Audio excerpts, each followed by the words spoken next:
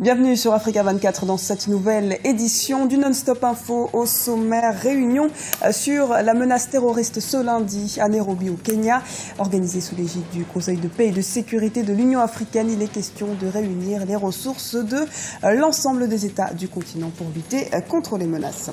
La collaboration entre la Guinée et le Maroc n'a jamais été aussi dynamique. Une rencontre se tiendra à Casablanca, capitale économique du Maroc. Elle sera consacrée à la coopération économique entre les deux pays. Et enfin au Sénégal, les assises de l'éducation nationale se sont clôturées à Dakar, la capitale. Les acteurs du dit système se sont penchés sur les problèmes qui frappent l'école sénégalaise afin d'y apporter des solutions. Les pays africains appelés à coopérer pour lutter contre le terrorisme. L'Union africaine organise ce mardi à Nairobi son premier sommet antiterroriste, alors que le continent est de toutes parts confronté à la montée de l'islamisme radical. Il s'agit ici de discuter des dernières menaces sécuritaires sur le continent. Ibrahim Ndiaye. La lutte contre le terrorisme au cœur du sommet de Nairobi ce mardi 2 septembre. La mise en commun des ressources, des renseignements et des forces de l'ensemble des États africains est pour les observateurs le seul moyen pour combattre efficacement les groupes terroristes qui sévissent sur le continent. Pour relever ce défi sécuritaire, le Conseil de paix et de sécurité de l'Union africaine tient ce mardi à Nairobi une réunion aux enjeux sécuritaires multiples. Le sommet de Nairobi sera une étape pour le renforcement de nos efforts pour traiter les menaces de sécurité et le terrorisme en Afrique. Une nécessité déjà soulignée lors des précédents sommets au cours desquels la question a été abordée, que ce soit lors du sommet Afrique-Paris en décembre 2013, lors du sommet de l'Union africaine à Malabo en juin dernier ou encore lors de la réunion Afrique-États-Unis à Washington au début du mois d'août 2014. À Nairobi aussi, il est question d'unir les forces pour combattre le terrorisme. Le fait de l'idée de regrouper les forces donc et travailler sur un échange d'informations, il n'y en a jamais assez, on n'en fait jamais assez. Et l'idée donc de regrouper une force déjà africaine pour faire face au terrorisme, ce serait l'idéal, mais ça je ne rêve pas beaucoup. Mais l'idée en tout cas de faire un échange d'informations, une coopération beaucoup plus élaborée pour faire face à la menace terroriste, comme d'ailleurs le font pas mal et de plus en plus les pays d'Israël face à AQMI. Et donc l'idée qu'on ait une force donc d'Afrique de l'Est et probablement d'Afrique centrale demain pour faire une menace est la seule solution. Tant qu'on n'aura pas mutualisé les différents moyens des États, il sera difficile de faire face. Et là, la réunion de Nairobi, évidemment, va dans ce sens-là. L'objectif de la réunion de Nairobi est d'examiner la situation et les efforts visant à lutter contre le terrorisme en Afrique dans le cadre des instruments normatifs et opérationnels et de convenir des mesures pratiques pour lutter contre le terrorisme au niveau national, régional et continental. Plusieurs chefs d'État ont fait le déplacement à Nairobi. Situation toujours aussi confuse en Libye. Le gouvernement a admis avoir perdu le contrôle de Tripoli. Des miliciens armés ont pris le pouvoir de la capitale du pays. Ces dernières ont occupé les locaux gouvernementaux et empêché la liberté de mouvement des fonctionnaires. Parallèlement, 2 parlements et 2 chefs de gouvernement revendiquent chacun le pouvoir. Le Parlement libyen a demandé au Premier ministre Abdallah Al-Thani de former un gouvernement restreint. Le Congrès national général a lui aussi demandé à son Premier ministre Ammar Al-Assi de chargé de former un gouvernement de salut national. La coopération Sud-Sud, véritable facteur de développement en Afrique. Le roi marocain Mohamed VI, cette année, multiplie les démarches en ce sens. Le pays souhaite par exemple renforcer ses partenariats avec la Guinée, une collaboration économique qui se matérialisera lors du prochain forum économique maroco-guinéen en septembre. Les explications d'Erika Ouraga. Le 9 septembre 2014, un forum économique sera organisé à Casablanca au Maroc. Ce forum verra la participation des acteurs des secteurs publics et privés de la Guinée et du Maroc. Un sommet consacré aux opportunités économiques entre les deux pays.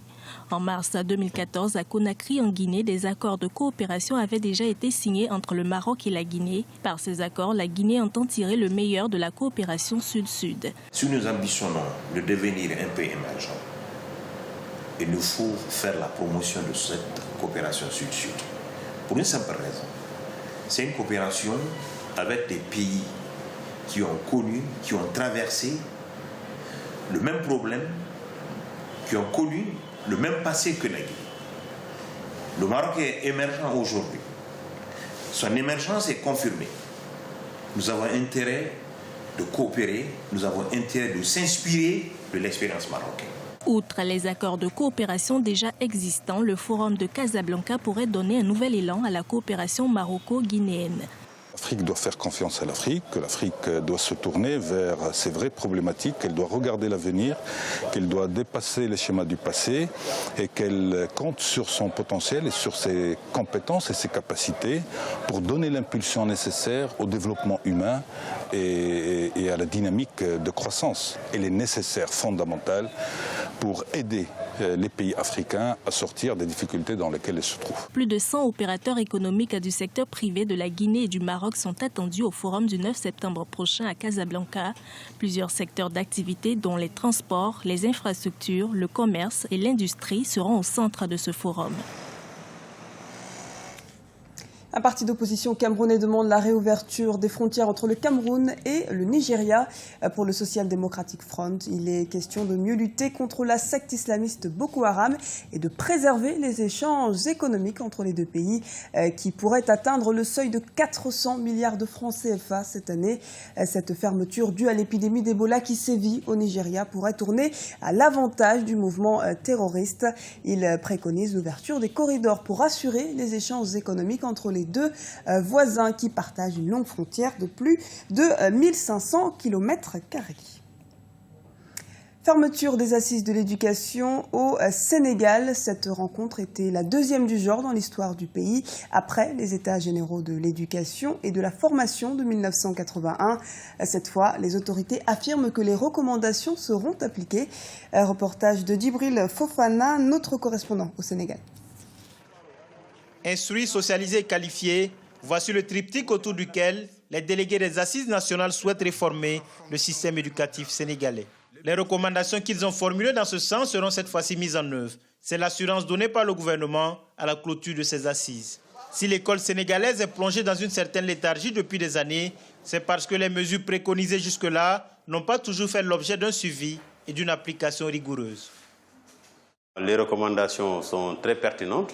Elles ont été remises à la fois au ministre de l'Éducation nationale et au Premier ministre du Sénégal.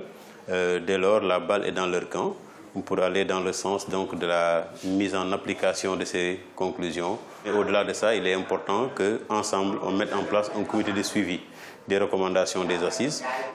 Réhabiliter l'école sénégalaise est aujourd'hui une priorité nationale. La preuve, la convocation prochaine de toutes les parties prenantes, un conseil présidentiel qui sera exclusivement consacré à la mise en œuvre des différentes recommandations issues de ces assises.